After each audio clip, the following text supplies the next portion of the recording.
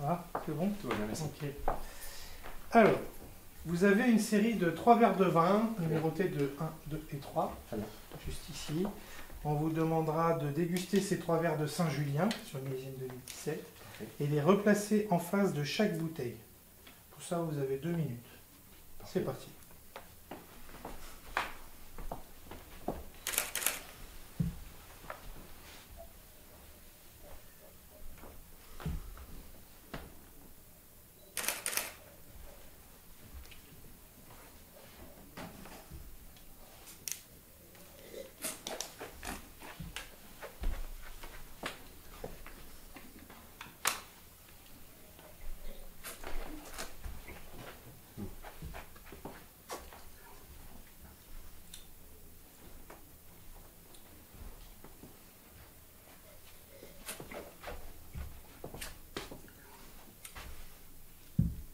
Donc,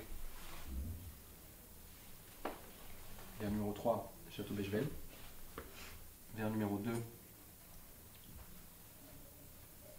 Château Léovy Poix-Ferré. Et verre numéro 1, Château Branière du Cru.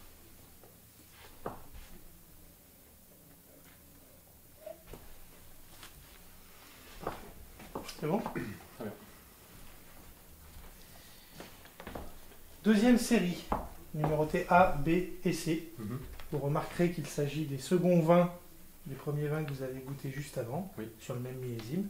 On va faire le même exercice. Je vous laisse goûter ces 3 verres de vin de Saint-Julien et replacer les verres en face de chaque bouteille. Très bien. C'est parti. Je vais pas lancer le chronomètre, c'est bon? Oui.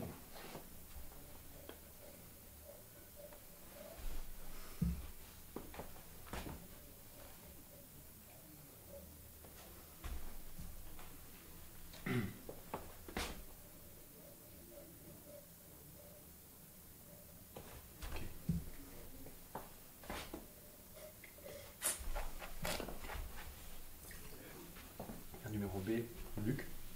Verre de Branière du Cru.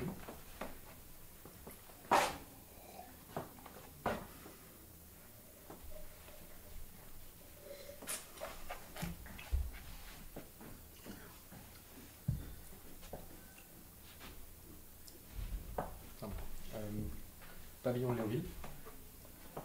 En verre numéro A, pardon.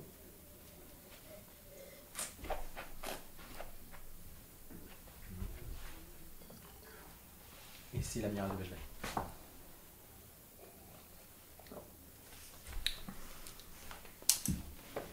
C'est bon? Ah ouais, merci. Parfait. Pourriez-vous nous expliquer ce qu'est un second vin en 4 minutes, s'il vous plaît? Ok. C'est parti. Alors la place des seconds vins à Bordeaux, elle est assez fascinante parce que elle a plusieurs lectures selon les châteaux. Je vais approcher d'abord l'aspect consommateur, l'aspect client qui est important. Dans un monde où les crus classés de Bordeaux font un petit peu peur, sont parfois difficiles à approcher, le second vin est cette occasion-là de présenter un vin à un prix un petit peu plus accessible pour un consommateur n'ayant pas le porte-monnaie et le portefeuille pour s'offrir un premier cru ou un cru classé. Donc je pense que c'est déjà très important dans la démocratisation des grands vins de Bordeaux. C'est ensuite, selon les châteaux, des choix soit de jeunes vignes, soit de clos, c'est pareil, je pense au clos du Marquis, par exemple à Lascaz, qui est un clos à part, mais c'est souvent quand même une sélection de vignes un peu plus jeunes ou des lieux-dits offrant des vins un petit peu plus accessibles, plus en fruits, et c'est assez évocateur sur cette dégustation, des vins qui auront plus de gourmandise, plus d'accès. On goûte 2017 de manière assez facilement aujourd'hui, là où sur certains des premiers vins, c'était un petit peu délicat. Donc c'est vraiment l'exemple de cette accessibilité, du plaisir qu'on peut avoir à la dégustation d'un second vin de 7 ans. C'est stratégiquement aussi, je pense, pour les propriétés, un moyen de gérer leurs raisins, c'est-à-dire de rehausser aussi la qualité du premier vin. On parle du second, mais il faut, j'imagine, et pour avoir discuté avec certains vignerons, c'est aussi l'occasion de sélectionner, d'amener le grand vin vers ce qu'il y a de plus grand, d'en faire un grand vin de garde, et de composer à côté aussi avec ce second vin. Parfois, certains ont même un troisième pour pouvoir échelonner et sur chaque catégorie, être le plus cohérent avec le prix, la garde potentielle et le marché. Là où on sait que voilà, c'est un sujet. Mais l'expérience du jour, en tout cas, a été assez fascinante pour ça aussi, dans l'accès que les vins ont. Voilà. C'est bon ? Je crois que c'est tout. Alors, votre direction de la communication a obtenu pour vous une interview en direct mettant en avant votre démarche de préparation dans les concours d'excellence. Oui.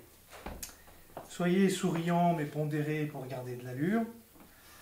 Répondez de façon claire et rapide, il n'y a que 10 minutes de direct. Pensez à mettre en avant votre maison. Très bien. Vous connaissez bien les crus classés, j'espère. Soyez suffisamment technique mais compréhensible du grand public. Bien. Et faites attention, la journaliste est réputée pour alimenter les polémiques et les scandales du vignoble.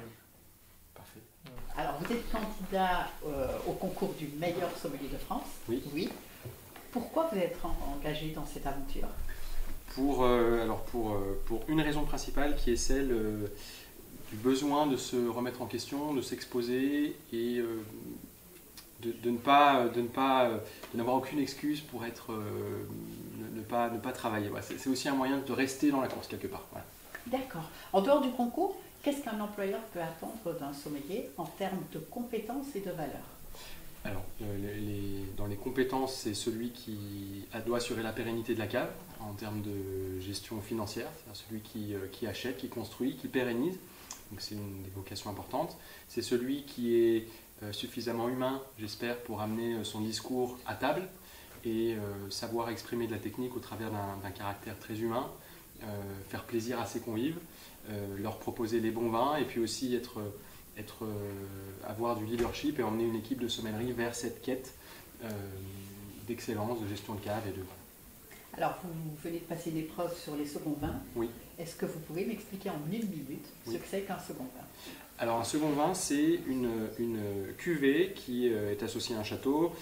On a dégusté par exemple du Luc de Braner-du-Cru, c'est le second vin de Braner-du-Cru. Donc c'est un vin qui sera plus accessible, qui est issu de jeunes vignes ou de parcelles ciblées et qui vont offrir un caractère de vin plus accessible, plus gourmand, plus facile et qui pourra se déguster plus jeune. Donc c'est un bon moyen de démocratiser les crus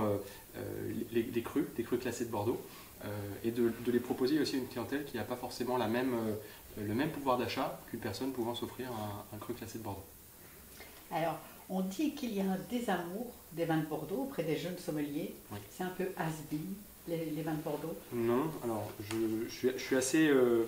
honnêtement, le Bordeaux bashing qu'il y a eu, j'ai du mal à le comprendre, pour être franc. On sait que les châteaux bordelais ont cultivé une politique de prix assez haute, des vins qui ont une forme qui ont été assez élitistes et réservés peut-être à une époque, et c'est peut-être le sujet, à des personnes fortunées, mais Bordeaux est aussi en train de changer, donc je pense qu'il faut le voir et visiter Bordeaux de manière un peu plus profonde pour voir que Bordeaux se donne aussi les moyens de revivre. Donc, Bordeaux n'est pas has-been, pour répondre à votre question. Bordeaux est un vignoble en reconstruction qui doit garder cette histoire et cette tradition. Enfin, rien que le fait de se promener et d'arriver ce matin à Bechevel par les routes et de voir ce vignoble bordelais, rien que ça, c'est exceptionnel. Et on ne peut pas ne pas avoir des vins de Bordeaux à sa carte, ne serait-ce que pour ça, pour le paysage viticole, et puis pour la qualité des vins, bien sûr. Mais Bordeaux a compris, je pense, le caractère réducteur de son auditoire, qui a été à un moment une clientèle aisée, hein, plus de jeunes consommaient Bordeaux pour le prix aussi, et puis du coup l'image qui s'est construite derrière. Donc c'est devenu mais Bordeaux change. Bordeaux, enfin je le vois en tout cas en rencontrant pas mal de vignerons, le second vin est un exemple parfait, mais aussi des propriétés sur des appellations satellites, les côtes de Bourg, les côtes de Franc, Blaye, l'Entre-deux-Mers, voilà, tous ces secteurs un petit peu considérés comme des vins plus modestes, sont maintenant sur le devant de la scène, proposent des vins de grande qualité et permettent de lire Bordeaux un petit peu différemment. Comment se présente le millésime 2024 ? À Bordeaux, Oui. Alors c'est un millésime très difficile. J'ai échangé un petit peu, on essaie de pas trop les embêter les vignerons en ce moment parce qu'ils ont dû lutter très fortement contre le mildiou. Millésime très humide, avec une forte pression de maladie. Donc le mildiou qui a attaqué... alors le mildiou c'est un champignon qui s'attaque à la vigne quand il fait très humide. Et cette année il a été particulièrement vorace. Et le problème du mildiou quand il s'attaque à la feuille, c'est que là vous voyez des taches blanches sur les feuilles, ça fait que la photosynthèse ne se fait plus et que le raisin ne peut plus grandir. Donc si vous avez des vignes attaquées par le mildiou, vous n'avez pas de raisin. Et puis le mildiou peut s'attaquer aussi en seconde époque à la grappe. et va gangréner un petit peu une grappe de raisin et va faire qu'elle va avorter aussi et qu'elle n'ira pas au bout de son cycle. Donc c'était la difficulté majeure à Bordeaux cette année, la gestion du mildiou, de l'humidité, d'une maturité.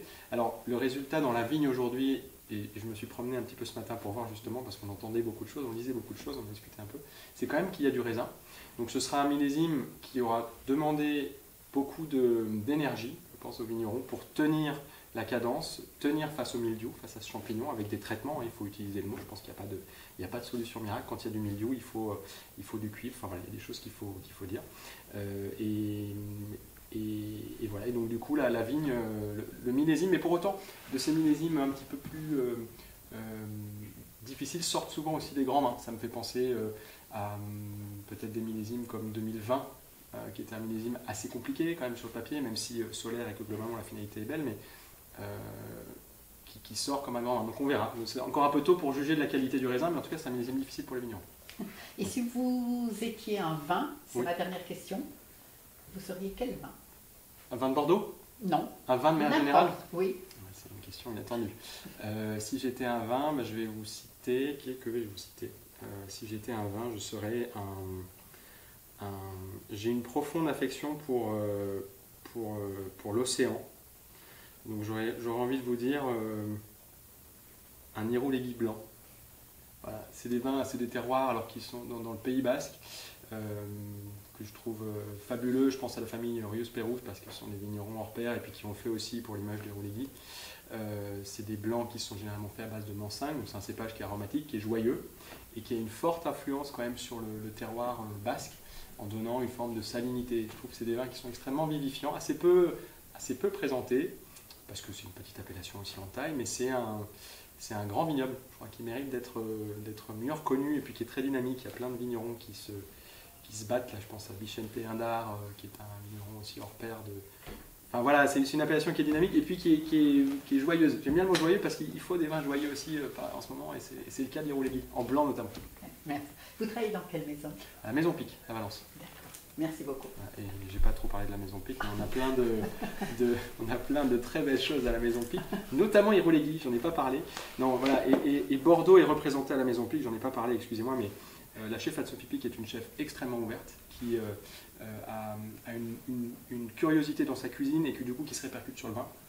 Donc elle a toujours eu le souhait que sa cave soit ouverte sur l'ensemble. Et ça depuis Jacques Pic, son papa, André, son grand-père aussi. Donc 3 générations de triplement étoilés. Une cave qui contient beaucoup de Bordeaux, pour répondre un peu à la question de tout à l'heure. Donc on ne les boute pas, les Bordeaux, on les met en avant. On a des crus classés, mais on a aussi des propriétés un petit peu plus confidentielles. On a je crois une gamme de Bordeaux qui est assez large pour un restaurant étoilé. Bien sûr, la vallée du Rhône est représentée parce qu'on est au cœur de la vallée du Rhône et qu'on ne pourrait pas ne pas les représenter. Mais voilà, donc Bordeaux n'est pas à dire. Merci. Merci à vous, merci beaucoup.